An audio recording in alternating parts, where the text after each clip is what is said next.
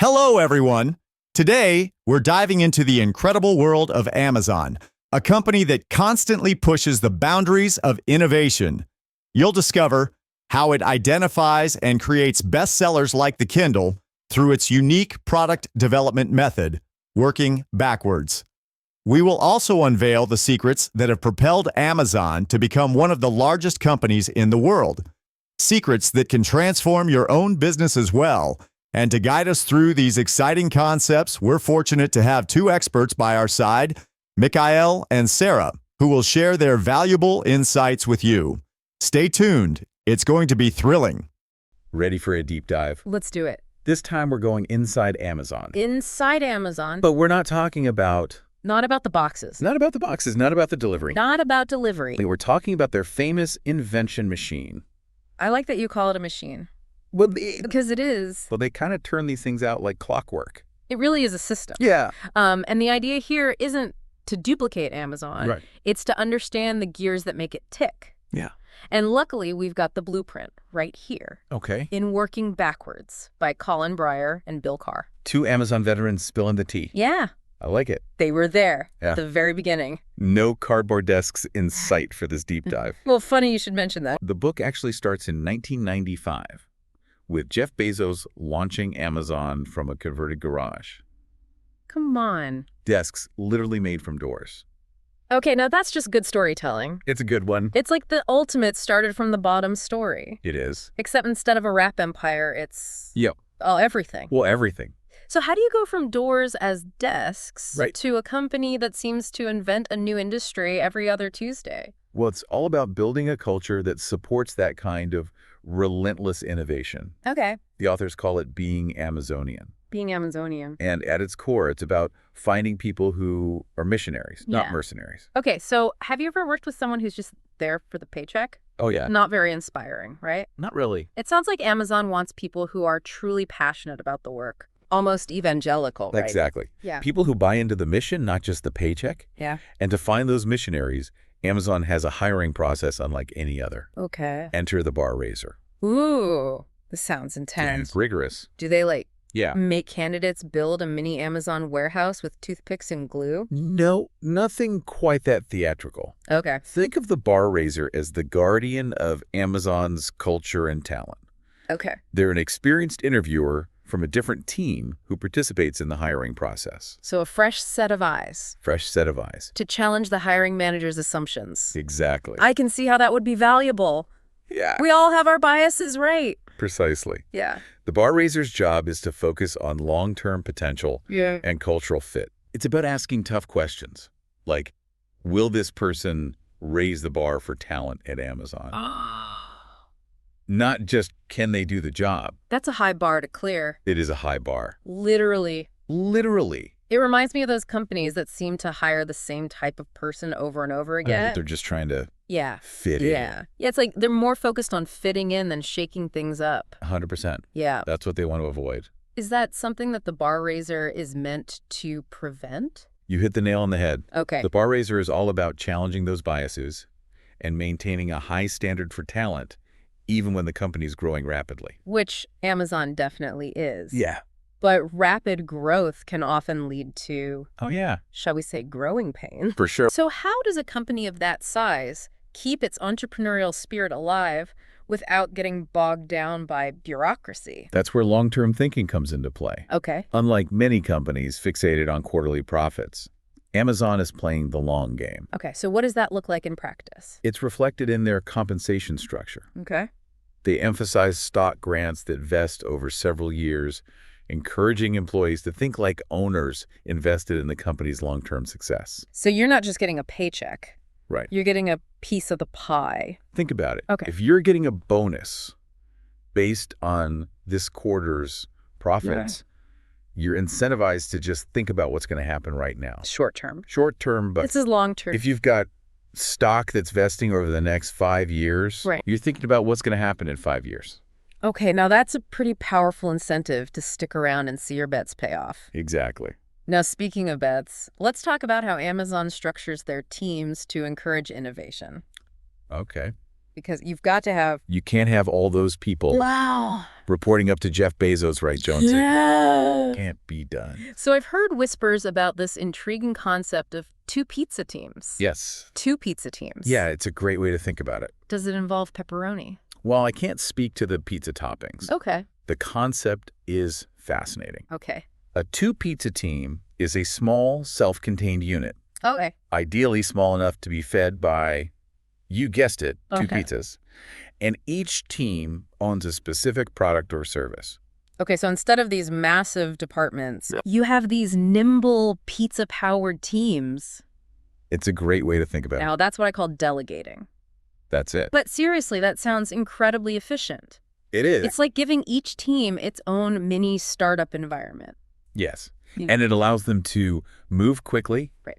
make decisions quickly, without having to run everything up the flagpole. Now, even with autonomy, Right. wouldn't things just descend into chaos without clear communication and decision-making process? Sure. And that's where Amazon throws a curveball. Okay. Ready for this? Yeah. They ditched the PowerPoint presentations. Wait, what? No PowerPoint. No death by PowerPoint? No more. How do they even function? Instead of those dreaded slide decks, they've embraced something called the 6-page narrative. A 6-page narrative. 6 pages. It sounds so mysterious. It does sound mysterious. Tell me more. Okay, a 6-page narrative. 6 pages. It's like the Wall Street Journal of internal memos.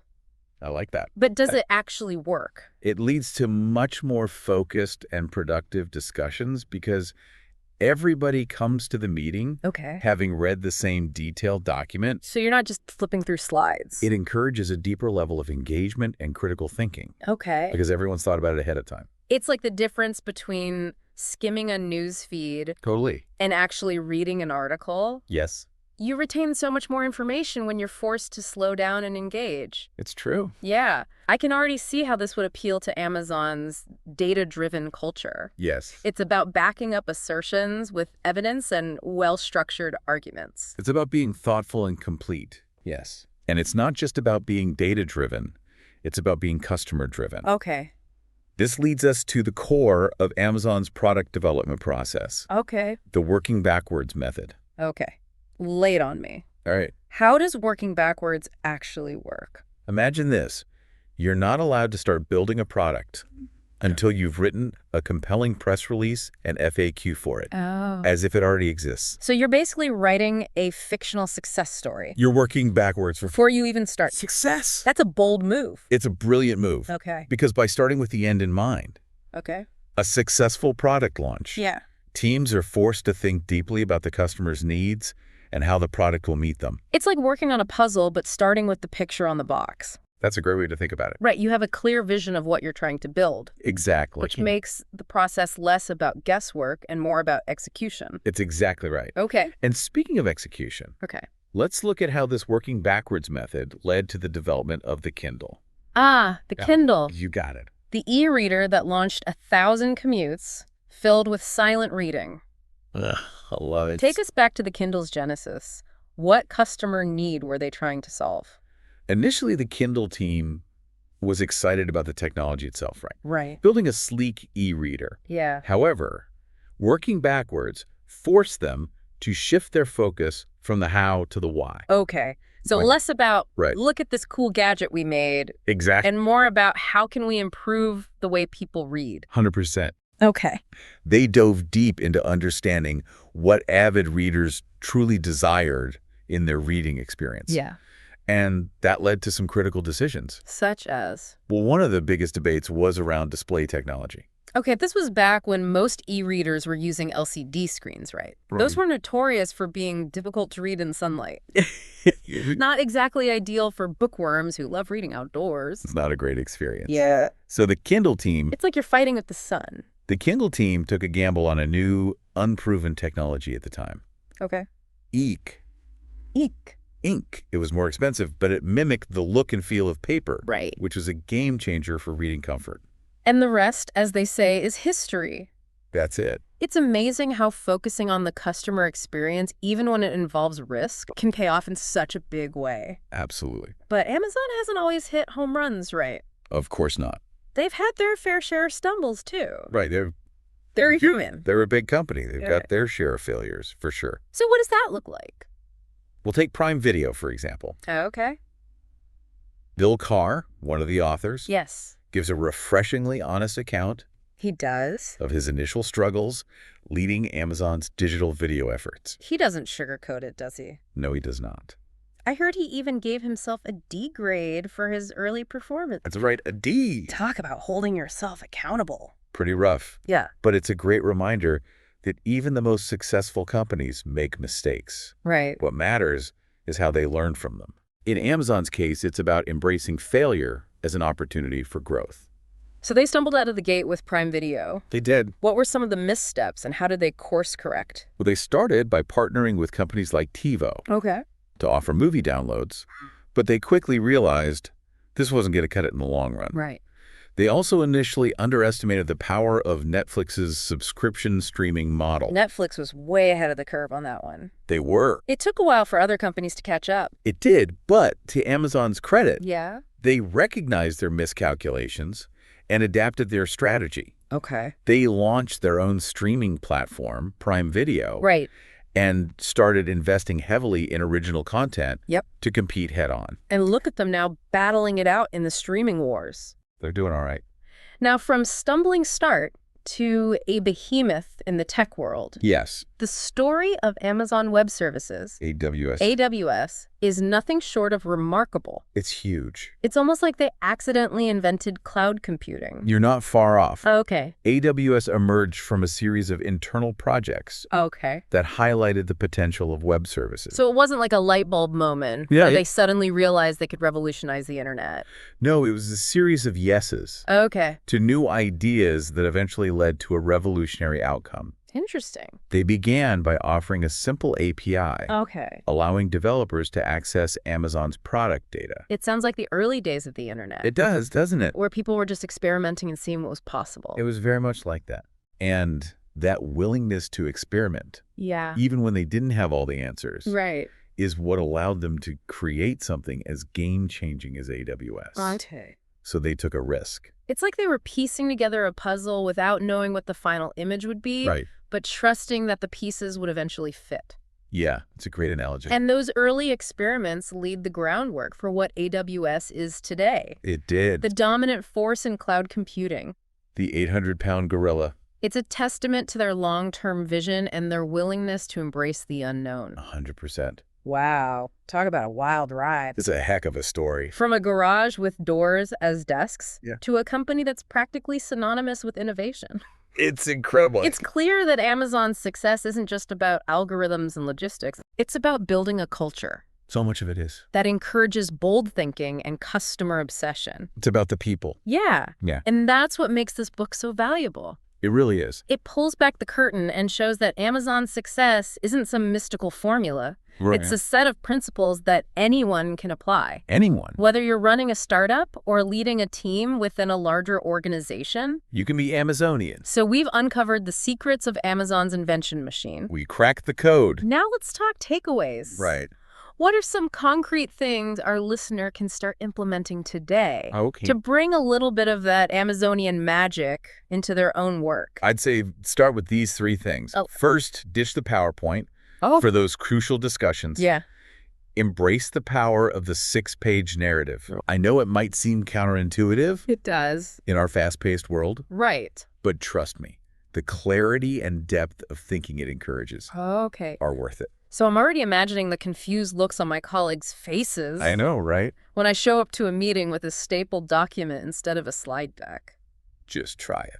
But seriously, I get it. Yeah. Quality over quantity, substance over style. Exactly. What's the second takeaway? Second, try implementing a bar raiser-inspired approach to your hiring process. Okay. Find someone outside of your team, Okay. someone who can offer a fresh perspective and challenge your assumptions Okay. to help you evaluate candidates for long-term potential. Not just if they Not just ticking boxes tick all the boxes. on a job description, Yeah. but will this person be here in 5 years and will it make the company better? It's about finding those missionaries we talked about earlier. Yes, exactly. People who are as passionate about your company's mission as you are. 100%. Okay, that's 2 down, 1 to go. All right. That's the final piece of the puzzle.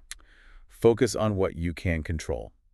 Okay. Identify the controllable input metrics in your work, Controllable input metrics. the factors that you can directly influence, Okay. and measure your progress against them. Okay. Don't get bogged down by things outside of your control. Because sometimes you just can't do anything about it, right? You can't control the weather. Right. You can just stress for it. Okay, so be proactive, not reactive. Exactly. Now, before we wrap up, let's leave our listener with something to ponder. The book talks about the difference between one-way door and two-way door decisions. Yes, this is important. Tell me more about that. Think of it this way. Okay. A one-way door decision is like walking through a door you can't reopen. Okay. Irreversible. It's a big, irreversible decision, Yeah. like launching a new product Right. or making a major acquisition. Big stuff. A two-way door decision Yeah. is more like experimenting with a new marketing campaign Okay. or changing a feature on your website. Okay. It's reversible, and you can always go back if it doesn't work out. So the key is to be really thoughtful about those one-way door decisions. Yes. Don't rush into those. Don't go through that door unless you're sure. And don't be afraid to experiment with two-way door decisions. Exactly. Because even if they don't pan out exactly as planned, you'll learn something valuable in the process. Failure is just a learning opportunity. And that, I think, is a great takeaway from our deep dive into Amazon's invention machine. I agree. It's all about having a bias for action, learning from your mistakes, and never stopping iterating. Couldn't have said it better myself.